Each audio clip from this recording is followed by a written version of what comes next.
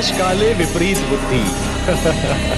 जब मन में अहंकार जन्म लेता है महादेवी, तो सर्वप्रथम मन की कोमल भावनाओं को समाप्त कर देता है, और जब मन की कोमल भावनाओं का अंत होता है तो वो पतन का पहला संकेत होता है। जिस प्रकार पत्थर की चट्टान पर पुष्प नहीं खिल सकते, उसी प्रकार कठोर हृदय में सुंदर भावनाएं नहीं रह सकती महादेवी।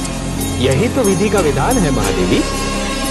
जो दूसरे को दुख देकर हंसता है, होनी उसे दुख देकर 100 बार रुलाती है। इसलिए दूसरों को दुख देने से पहले इतना अवश्य सोच लेना चाहिए कि यदि इसी दुख का वज्र अपने पर गिरे तो क्या होगा। महादेवी, जिस प्रकार बिच्छू को यह ज्ञान नहीं होता कि उसका डंक केवल किसी और को नहीं स्वयं उसे भी चुभ सकता है, उसी प्रकार एक दुष्कर्मी को भी यह ज्ञान नहीं होता कि उसका दुष्कर्म स्वयं उसे भी हानि पहुंचा सकता है। ईश्वर के अस्तित्व के अतिरिक्त बाकी सब कुछ माया है। मोह माया में फंसना अर्थात अपने जीवन लक्ष्य को भूलने के समान है।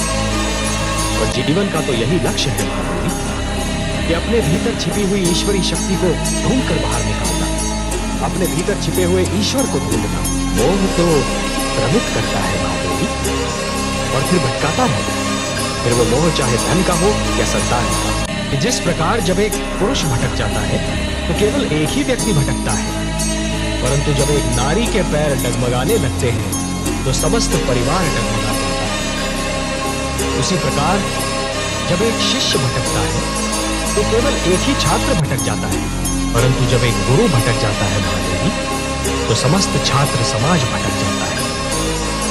और जब समाज भटक जाता है महादेवी, तो समस्त राष्ट्र का संकट बन जाता है।